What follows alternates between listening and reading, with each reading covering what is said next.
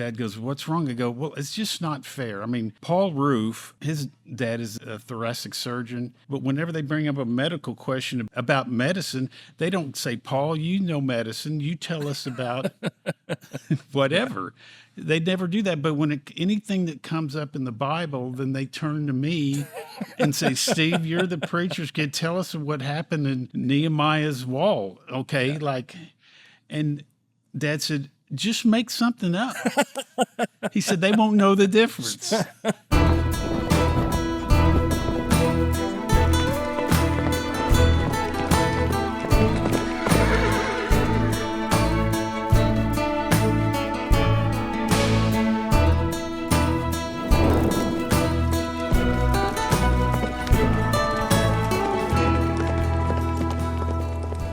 Well, welcome back to our next episode of Fireside Chat with Pastor Matt. When we are, as Trinity Baptist Church celebrates our 75th anniversary this summer, we're celebrating some of the high holy moments in the history of Trinity Baptist Church, visiting with people, staff members, telling stories about some of the things that have made Trinity through the years that we want to celebrate.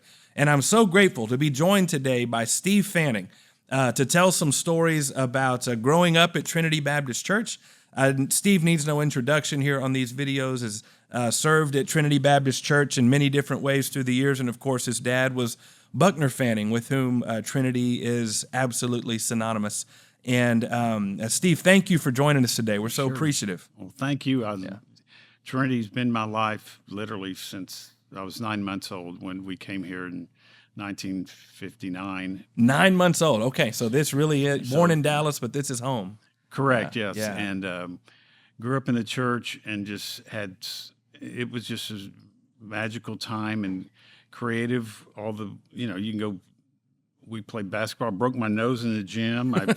Running in church, I hit my head on the pews. So church has made an impression on me. A literal impression, huh? Yeah, literally. And but it's. I mean, I know every nook and cranny of the place growing up, and have some great friends from. I could name off.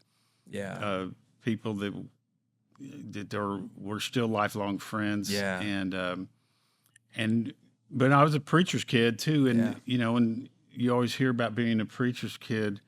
You're either really wild and crazy guy, or you're just Mr. Church person or something. And I'll tell you a quick story about how clever my dad was.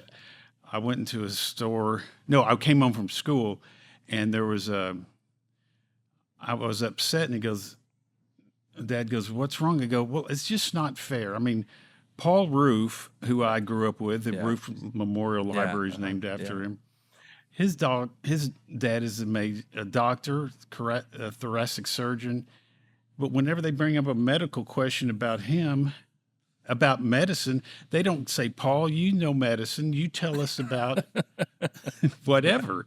They never do that. But when anything that comes up in the Bible, then they turn to me and say, "Steve, you're the preacher's kid. Tell us what happened in Nehemiah's wall." Okay. And Dad said, "Just make something up." He said, "They won't know the difference." He said, "Just tell them that that's Habakkuk's second cousin, and they'll think you know something." They'll go, yeah, that's really funny. So he always was very serious about his faith and his calling, and as my mom was, but we never took it too seriously. Yeah. And so I was able to grow up in a church that wouldn't trade for anything, and That's we've had special. Yeah. memories from Hurricane Bulow. Refugees had 700 refugees came. I've heard some of that. And there was they even they're all Catholics mainly from the border, and we even had a Catholic mass in the dining room, which some people ruffled their feathers, and they got over it eventually. But it's like older man passed some natural causes in the skating rink, passed away, and the lady gave birth in the gym, and they named her Trinity. Wow. And the next year, Dad and me were walking with Billy Graham. Yeah. Dad was chairman of the Billy Graham Crusade. The church was majorly involved in that. And I was able to, it was just the three of us that were able to go to the plane where Billy was getting on. It's 1968. And I was leading the way on this 707 to where he was going to sit in the back. Yeah. And all these men in little short sleeve shirts with skinny ties were shutting down all the shades on the side of the plane. Huh. And Dad and Billy ended up visiting. And when we walked out, and I go, what are they doing that for? Yeah. And he said, Steve, this is a very unsafe and unusual time, kind of like today. Summer of 68, huh? He said, my good friend's son was shot and killed. His name was Martin Luther King Jr. Oh, wow. And so people are a lot of people in high-profile positions. And that's how I learned about Martin Luther King. Wow. Was from Dad, who ended up marching in Martin Luther King parades with a bulletproof vest on in the mid-'60s. My goodness. So you grow up with that. Yeah. I'm trying to be fast and brief, but Dad was in the Marines. He was the first group of Marines into Nagasaki 2 weeks after the bomb dropped. Wow. And lived there a year. Yeah. It was part of his conversion, but not all of it. To go into Christian, he was planning to go into politics and all that, but he he was in Nagasaki. Yeah. Long story short, 1975 there was a opportunity for a group from Trinity. Yeah. They'd go back to people like Dean Lloyd and Sandra Kester and the Blaine Halls and Eleanor Haley. Went to Nagasaki, and they had for the 30th anniversary of the dropping of the atomic bomb, and we were able to be at Ground Zero. Wow. And they made a film, and it ended up becoming the #1 film in the New York Film Festival, #1 religious film for the year for 1976 when it came out. It was aired nationally, and I just thought that is fun because I was around all that. Yeah. And I like this, and I could see how just one little camera thing over there can make a difference. Yeah. And I was, whatever age, 16. Yeah.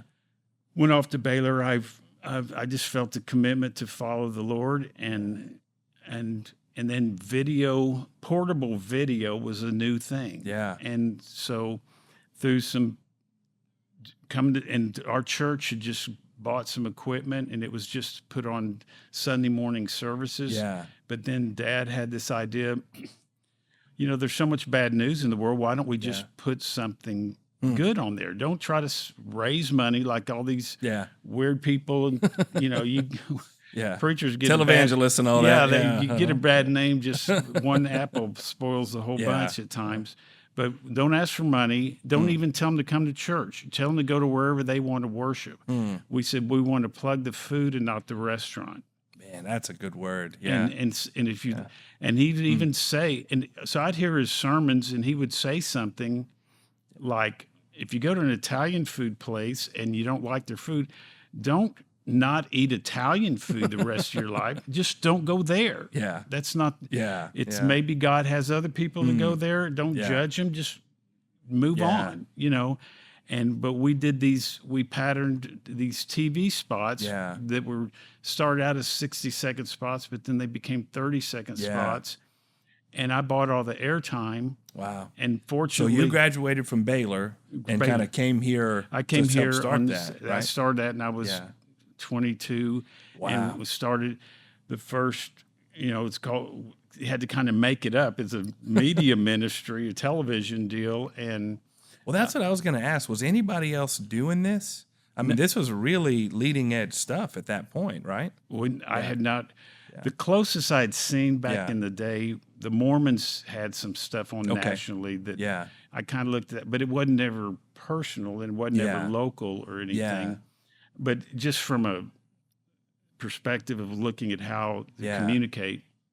But so we would just go out, and it'd just be Dad and me, and I'd take a 100-pound camera or whatever, and I would hear something he says in a sermon, like he preached on how we need you know, people talk about Jesus Christ being your Lord and Savior. Yeah. Well, we always kind of hang on to the Savior part. Yeah. And we ignore the Lord part. Yeah. And it's law and love. Yeah. Love and law. Yeah. And I said, why don't we go down the San Antonio River and do one? And you just talk about riverbanks and how one is interesting. Yeah. And we'd go down to River Center Mall and just go out, and we'd rather ask for forgiveness and permission at this That's what I was going to ask. So you just kind of set up and get it done. We got on the USS Missouri, and without them knowing we weren't supposed to, in 1991 on the 50th anniversary of Pearl Harbor, we said, you know, you have a big camera, and that had a little clout back then, and you could go,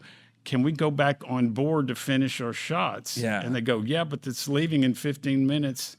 I do a TV spot with Dad under the 16-inch guns. Yeah. And he talks about how this was a ship, and it was in Pearl Harbor at the time. Wow. And how it was where the Japanese signed the surrender in Tokyo Bay, ending World War II.